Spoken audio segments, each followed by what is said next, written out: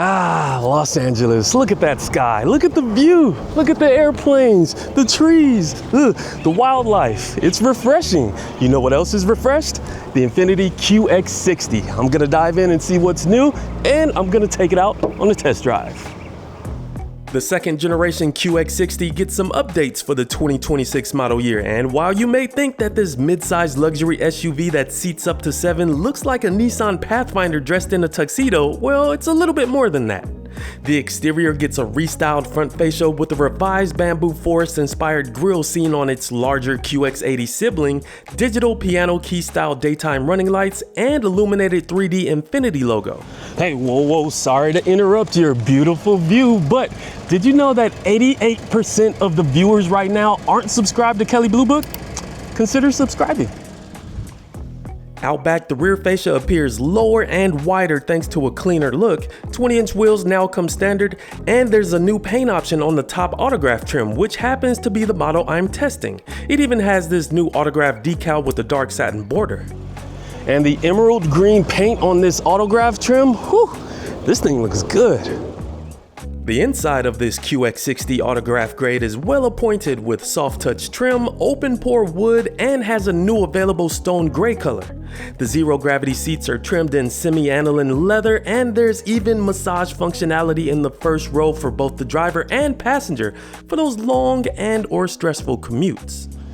As far as space up front, there's plenty of it. Infiniti does a really good job with the comfort of their front seats, and I have plenty of space, some good headroom, some good leg room. I'm 6'4", I fit just fine, and the seats are highly adjustable with available massage functions.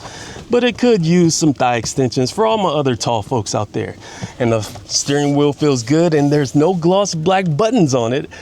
And on the door, the switch gears are not gloss black either. It's great, but in the door bin, it's a little plasticky, but I'll give it a pass because there's memory seat settings for the driver and for the passenger. Love to see it. My QX60 tester comes in a captain's chair configuration for the second row, and with no surprise, there's good space seated behind my driving position. The seats can slide and recline for added comfort. There's sunshades for those sunny California days, climate controls, heated outboard seats, 2 USB-C ports, and a home-style outlet. And if you've been forced to the very back, well, I've got some good news for you. Infiniti makes getting in the third row of the QX60 easy, especially if you have a forward-facing child seat in place. I mean, you could get back there with the press of a button. And it tilts and slides forward, so you don't have to take the child seat out or adjust it or anything. You have a nice wide opening to get back here, but down below, these seat rails are pretty close together, so you're not gonna have a lot of foot space laterally, but you can put your foot under the seat. Now, if you're an average-sized adult and your second row passenger isn't being a jerk, they can scoot up a little bit and you'll fit just fine. My head is grazing the headliner, but keep in mind I am really tall, but these seats can also recline. Oh yeah. So you can actually be pretty comfortable back here. Again, if you're not freakishly tall like me. And you get a couple USB-C ports on each side and some cup holders. And when you're ready to get out, there's a tilt and slide button right here. So you can just press it and then just hop right out. Oh, my back. Oh, I'm getting old. My neck, my back. Oh. Behind the third row seats, there's a cozy 14.5 cubic feet of cargo room with hooks for bags and a 12-volt outlet. If you're like most people who have a mid-sized 3-row SUV and the third row isn't used much, you can fold them down manually for 41.6 cubic feet of space. To fold them back up, you can either use the buttons in the cargo area or grab the strap on the back of the seats if you're in a hurry. For maximum cargo space, fold the second and third rows down for up to 75.4 cubic feet. Along with the QX60's refresh comes some new technology inside. There's now a 12.3-inch digital gauge cluster and a 12.3-inch infotainment touchscreen with wireless smartphone integration. There's also wireless charging, available easy-to-read head-up display, and new camera views, including an invisible hood view. Ugh, I should have used that so I wouldn't run over my favorite GoPro suction mount. Rest well, my guy. No more pumpy for you. This interior is simple, it's elegant, and it's pretty easy on the eyes. This is a new interior color for the 2026 model year, and you also get this gold piping on the seats with this autograph trim. Granted, you probably won't get this type of treatment on the lower trims, but it still looks good. And you even have some stitched leather on the dash as well. And the gauge cluster is nice and big, it's clear, it's configurable, and it gets the job done. The infotainment screen is nice and snappy, intuitive, easy to work, and it now features Google built in, so you have access to Google Maps, Google Play, Google Assistant. I love how it looks. It's the right size, not too big, not too small. But the HVAC controls, Infiniti, you were doing so well with not having gloss black, and the HVAC controls are bathed in gloss black, and they're haptic feedback as well. And I just feel like this won't age as well as some other type of finish, or maybe even physical buttons. But you do make up for it by having an electronic shifter, because it opens up a little bit more storage down at the bottom right here. And you also have some decent storage in your center console and a sunglasses compartment. And the last item I'll add, speakers in the headrest. There are available Klipsch speakers for the passenger and for the driver up front. And you can get fed navigation instructions, a phone call, or even just listen to music through the speakers. How cool is that? Remember when the QX60 had a V6? Well, that didn't come back.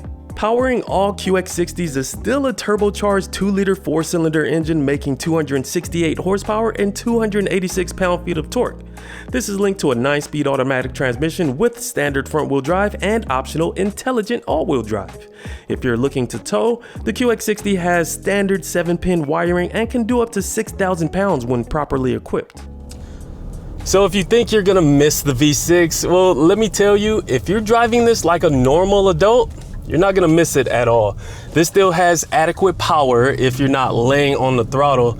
Now the engine noise, on the other hand, Infiniti said it's improved, but to me it kind of still sounds like a 4-cylinder, which isn't bad. You can really hear it when you're hammering on the throttle, but the transmission shifts smoothly through the 9-speed, and the brakes feel good. They're predictable, they're progressive, and they bring you to a nice smooth stop easily. Yeah. Drives just fine. The good thing about this variable compression turbo engine in the QX60 is its improved gas mileage. The EPA estimates 24 miles per gallon in combined driving for both front-wheel drive and all-wheel drive models, which is nice, but keep in mind that premium fuel is required.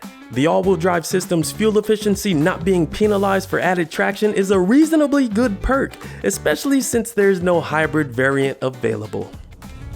As far as handling, this handles pretty well. The steering is nice and sharp and precise. It's stable on center, and there's not a lot of body roll, I'll have to admit. It drives kind of smaller than what it is, but it's still a big vehicle, so keep that in mind. Don't try to carve curves in this thing. And you do have drive mode. So right now I'm in auto, but you can go to sport mode, which kind of changes up the throttle mapping and it adds a little bit of weight to the steering. Or you could go down to eco if you want to save some fuel, or snow if you're in the snow. And there's even a tow mode if you're gonna tow. But throwing it back into sport, yeah, just going around this turn, yeah, it's a little sportier. But are you really gonna be driving it like that? No. If you plan on taking this luxury SUV off-road for some crazy reason, there's only 6.7 inches of ground clearance, so tread lightly. But if not, the independent front and rear suspension provide a pleasant ride, and the steering is speed sensitive, meaning it's lighter at slow speeds and firmer at higher speeds. On the road, the suspension is soaking up these bumps very nicely. Not a lot of jarring motions coming into the seat, which is very comfortable. And I do appreciate how the cabin looks and feels. It feels nice and open and airy. And as far as visibility, I got some pretty good visibility going forward and backward and around both of my shoulders.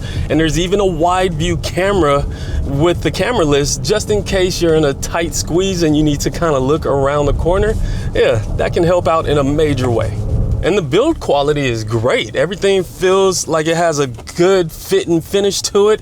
It looks good, soft touch materials on your high touch point areas.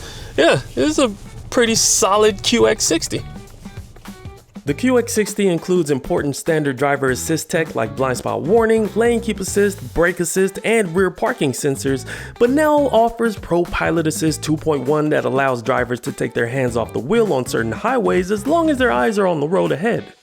If you need additional features like a 3D around view monitor, front parking sensors, or even adaptive cruise control, those are offered on all but the base model.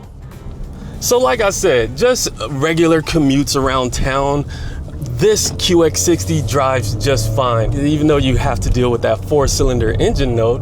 But it does save fuel, but let's see if it saves you at the bank. How much does this thing cost?